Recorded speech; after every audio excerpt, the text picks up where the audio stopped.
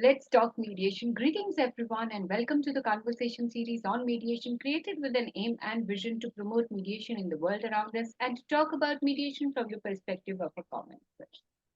We will be unmasking and venturing into the life and persona of a mediator in this season too. We continue with a short legal disclaimer. The views expressed herein are the voluntary personal perspectives of the speaker and may or may not adhere to the views of the larger professional community they belong to. This conversation series aims to provide a general overview of the subject matter involved and may not be construed as a professional or legal advice in any manner whatsoever. This session is being recorded for wide circulation. Let me introduce the guest speaker for today's session. We have Mr. Andre Vlok, admitted attorney, practiced in commercial litigation, specializing in employment disputes. Post retirement from legal practice in 2017, started specialist consultancies practicing specialized mediation and conflict resolution, workplace disputes, and commercial negotiation.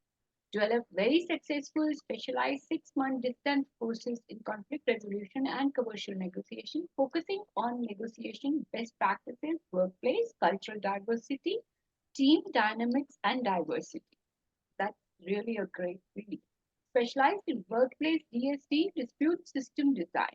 Author of Dangerous Magic, essays on conflict resolution in South Africa. Author of essay on global mediation featured in the Routledge Handbook of Peace Building. Apart from many professional accolades that I will not be able to speak in such a short time, being a constraint, personal interests include outdoor life, music, jazz and classical, reading, animals, chess, workplace efficiency, educating South Africans on effective conflict resolution and integration. So, welcome on board, Mr. Andre. It's been a pleasure, sir. So, So nice to be back with you, you and your viewers. thank you so My, much. my privilege. Thank you. And when we talk about, while I was seeing from a very good professional background of attorney to mediation, so how has been the transition been, and what has been your experience? I think as as as I grew older, I started questioning the cost of litigation, not legal fees, things like that, but the cost in relationships and so on. And I started studying the conflict itself as a phenomena and the alternatives to litigation. And that brought me rather relatively late in life to the beauty and the power of mediation and arbitration, all the other conflict tools in the box.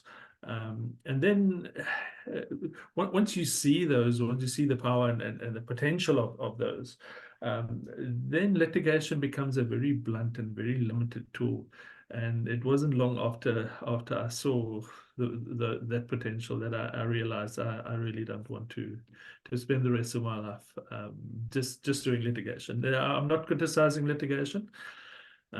It was very good to me for many years. And of course, there are conflicts that litigation is the appropriate remedy. Some disputes we must take them to court, but I think conversely there are disputes and conflicts that don't belong in the court, and we too quick to drag them into court, where they don't really help. They just make us angrier, and where there are other tools to address those conflicts more constructively. So I was seeing workplace cultural diversity. And then when you were also talking about, I had read your article in a post in the Herald newspaper, where you talked about something about there's a sort of a vicious circle that becomes because people are not able uh, to go away from the area where they see themselves. It becomes a sort of a, I should say, a comfort zone, or if I don't know if comfort zone is a good idea to say that, but something like they don't want to, they fear going out from the place that they are so fearful again of. They are in a conflict situation, and yet that they are not willing to leave that, and it becomes a habit with them. So you were talking about that and a mediator's role.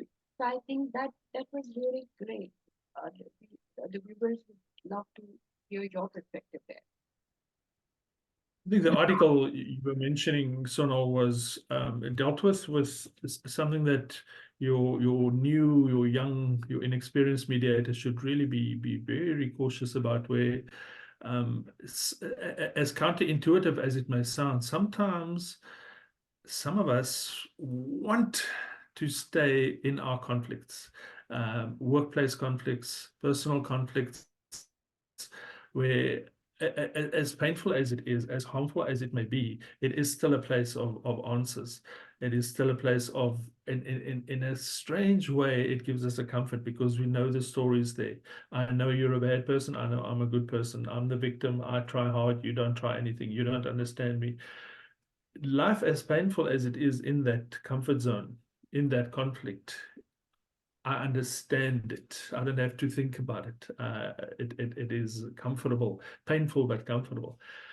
And most people don't even know that they've created these cages themselves. That part of the pain in a conflict, especially as a long-running cyclical conflict. Why are we there? Why can't we break out of it? Often we co-create with our hated enemy. We co-create that cage for us to live in, because it's scary to what does resolution look like? What if you and I fix our terrible marriage? What if you become a better boss? What if what must happen now? Now all of a sudden we have to work at this, and it could be true for both of us. We could both be in comfort zones where you play that role, I play this role. And both of us, without knowing it, without acknowledging it, we don't want to break out of that, because now all of a sudden I have to be nice to you. Now all of a sudden I have to be creative.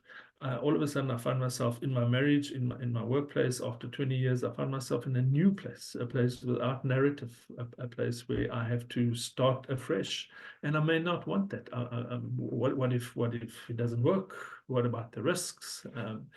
And that is where your mediator needs to very skillfully. I mean, it's not something you want to accuse someone of. It's a huge part of human nature, that risk, that fear, where the mediator would help those parties to understand, to come to a comfortable accepting of that I'm a co-builder of this cage, because therein lies the way out of the cage. Therein lies the solution, where I can see that this is that I am holding back. I don't want to. I'm holding, as strange as it may sound. Think about it. I'm holding on.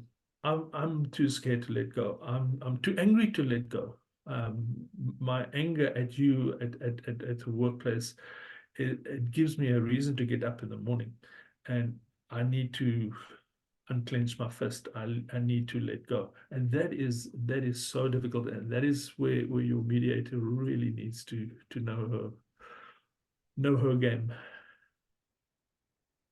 Yes, that really is a trap, I should say, uh, a comfort zone, uh, in a very subtle way, where somebody is afraid of leaving that place, where next thing may be more tough, more difficult, or more easy, but then you don't want to leave that.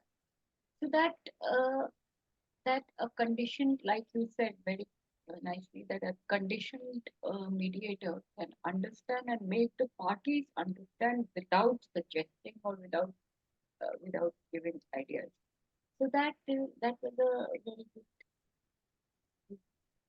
When I talk about family mediation or workplace mediation, has it ever happened that things are going, as a mediator, uh, things are going out of control. There is violence in the mediation room. How would you suggest the younger mediators to, those challenges of mediation?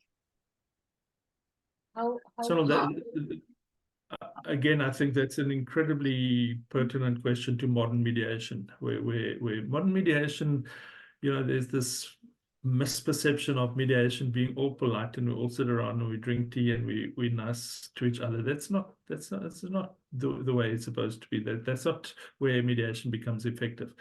Um, I'd like to distinguish between two parts of your question there. The first part is the things getting out of control. Mediation is a running energy. It's a river of emotion and energy, and you shouldn't try and dam it up with bricks, because then you just create a dam wall that's going to break.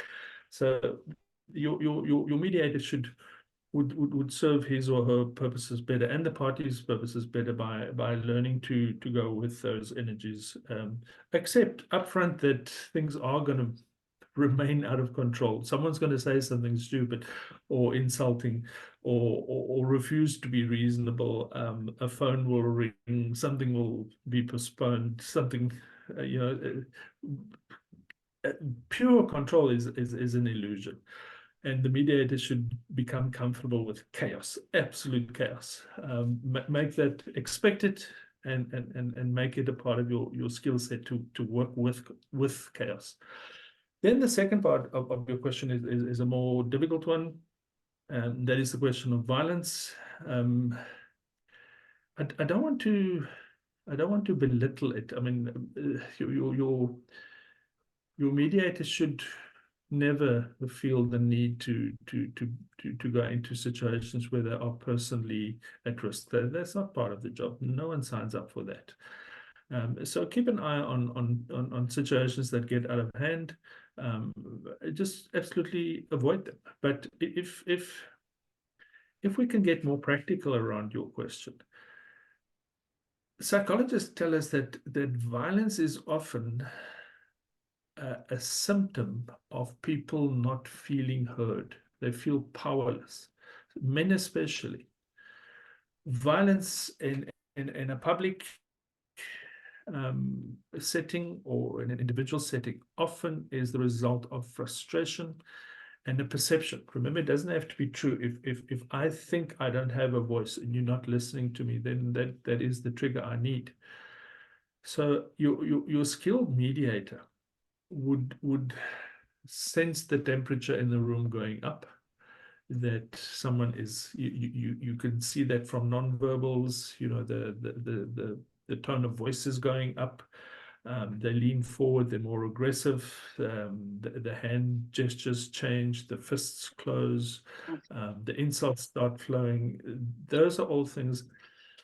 Now, your skilled mediator would understand that there's frustration here, and be very careful to at that stage. There's a place for right and wrong in debates and conflict, but there's also a place where insisting on you are right and you are wrong, you are a bad father, you never contribute maintenance.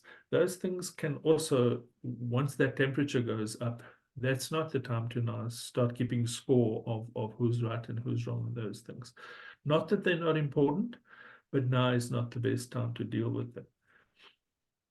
Your skilled mediator will in time pick up the tools of the trade there.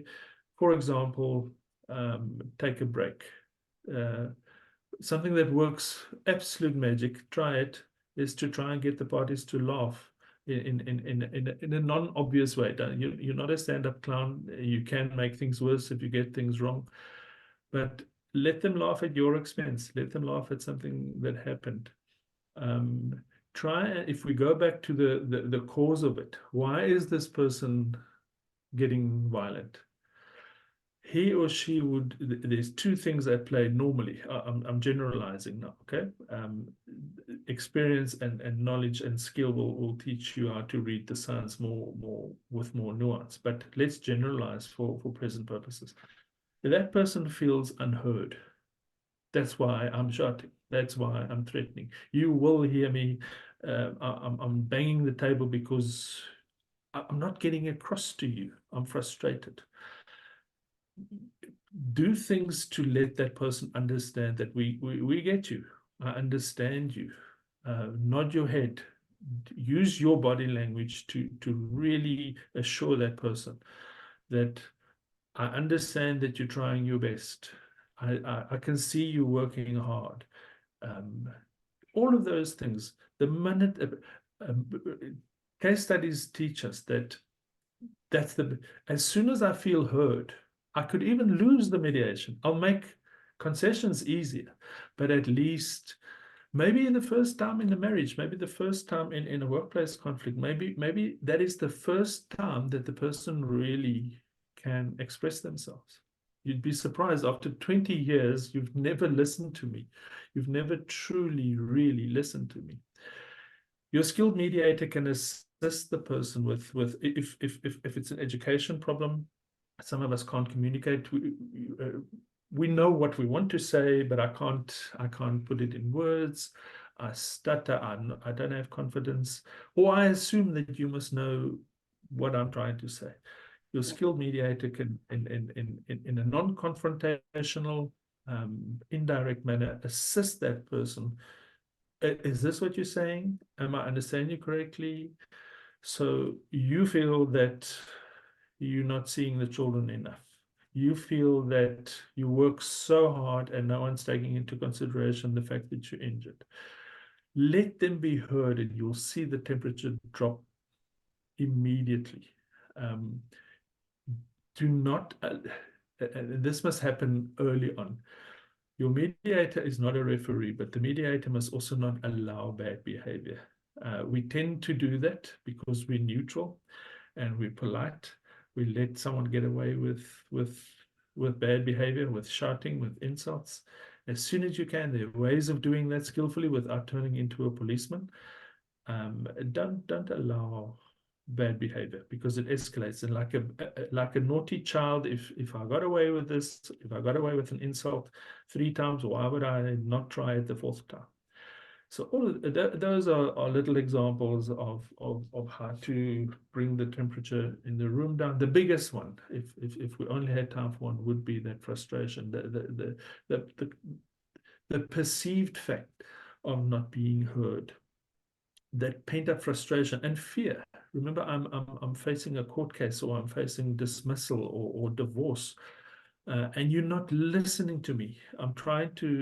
You're always arguing with me. I'm trying to make a point, and no one in the room is, and that is why I resort to, because remember, a lot of people, adults even, are not skilled in expressing themselves, are not skilled in resolving their conflicts. So if there's risk, I'm going to get hurt here, or I could lose my job, and you're not hearing me, the next step is to become violent, or to threaten violence, or to go with insults. And if the mediator creates a canvas where I feel heard, respected, without no one's giving me a prize, but I'm respected. You listen to me. You don't interrupt me. Um, you you nod your head. You understand. You concede little things. Those are all things that can tame the beast, can make me feel that you may not agree with me. And remember, the two are not the same. You could be thoroughly wrong and thoroughly unreasonable, and I can still respectfully see to it that you are heard. Your position, which I feel is wrong, is, the statistics are against it. You're hurting people, you're hurting yourself, but I'm allowing you to state your position. Your junior mediator often confuses the roles of the judge and the mediator.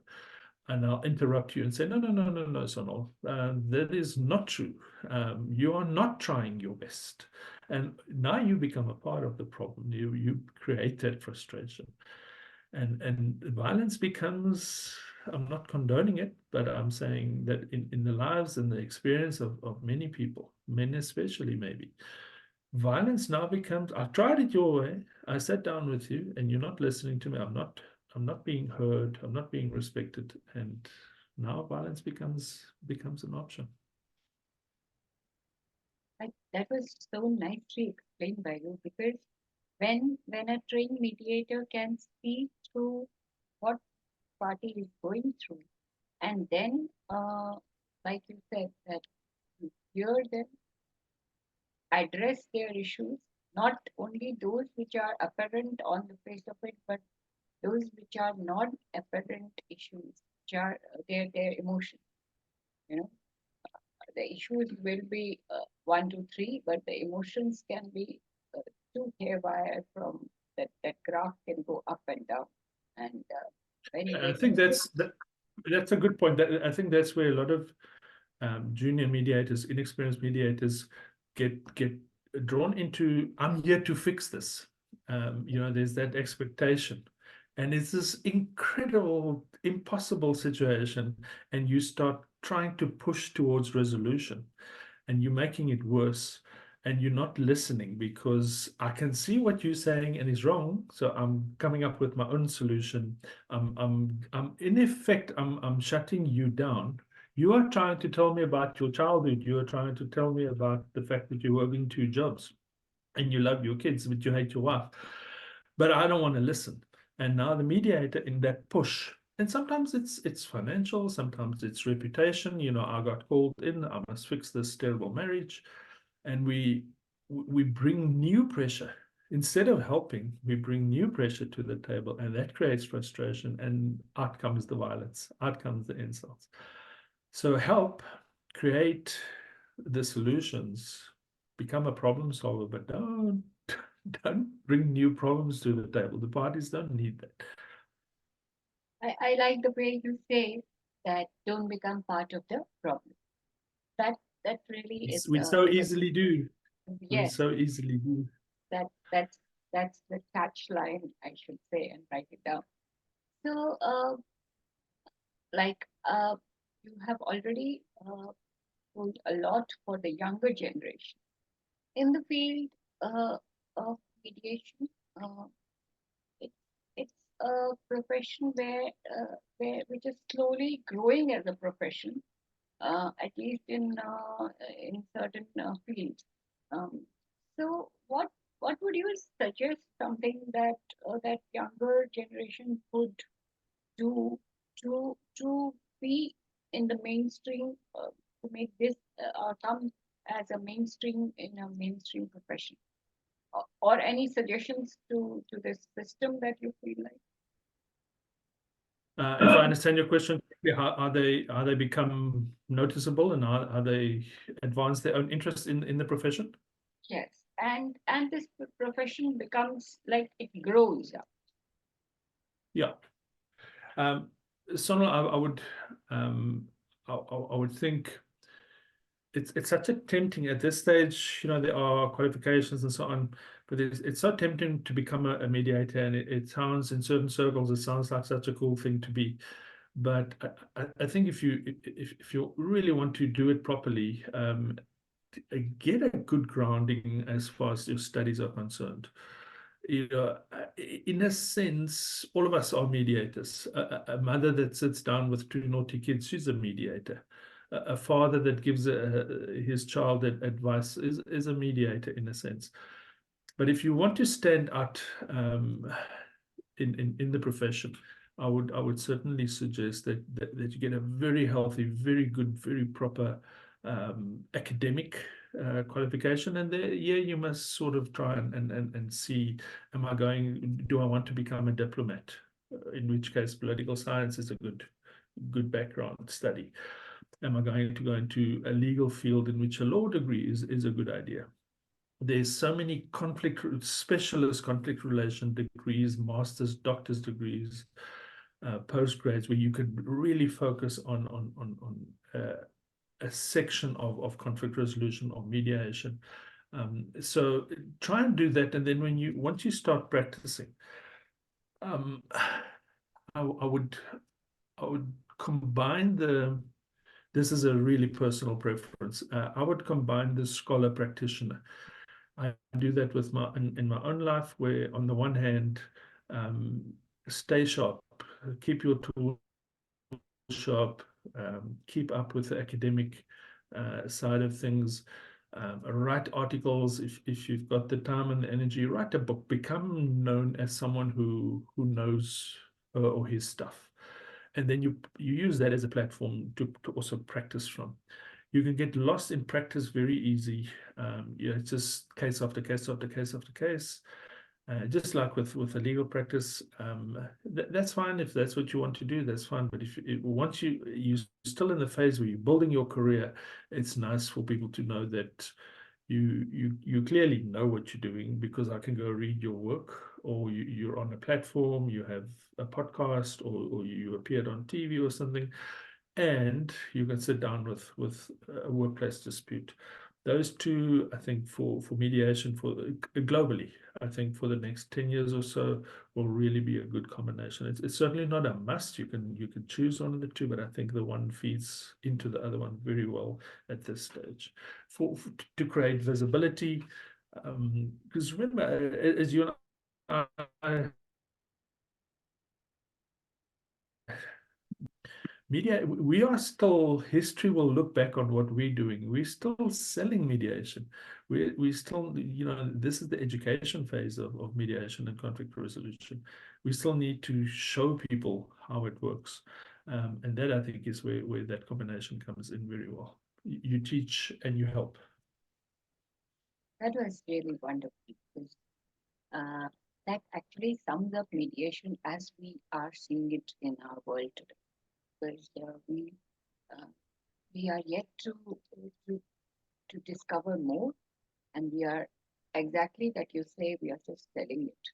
And uh, let's uh, let's hope that it creates that space for itself, because it really would be a boon for the society as such, especially restorative and transformative mediation. All about it. So we really hope that it achieves what aspires.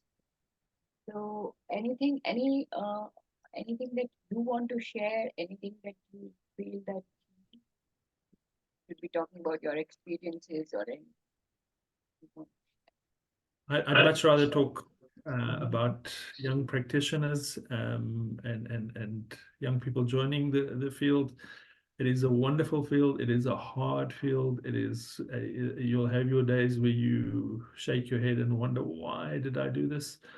But if you prepare yourself properly, it is one of the most rewarding. I say this after trying law and coming to it relatively late in life. It is just the most beautiful gift.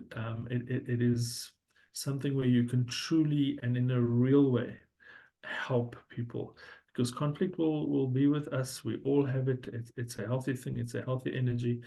So what do we do with it? If it's going to be around us all the time, what is it that we do with it? And that is where your role come in. And that is where you can really and truly on a daily basis change and help people's lives in a truly, not just a theoretical way, where you can see the work that you're doing and the good that you're doing through helping people with their conflicts. Stick to it. You won't be sorry. That that was really a good message to the people, and to the younger professionals who are joining the team, and otherwise also to understand what the what profession actually demands. Like you said very clearly that you have to listen, and you're not here to judge, because people really do confuse, and there is somewhere down in their mind that I have to help them resolve. Yeah, help is something that, yes, it is there. You are helping them, but helping them resolve is not, I think, the Yeah. goal. Exactly. So it should be like you are helping, but resolution might not be the end result of it, and might not be the correct goal that they are maybe seeing. Uh, all disputes need not be resolved, and sometimes it has to be just unresolved, and yet, you know, something coming out of it, which is which is maybe good, which is what they are looking for. That was really great, and it was a good and great session. I should thank you so much for joining and taking time out. Thank you so much. It's a pleasure. Thank you so much. Always a pleasure. Thank you. Bye-bye. I just stopped.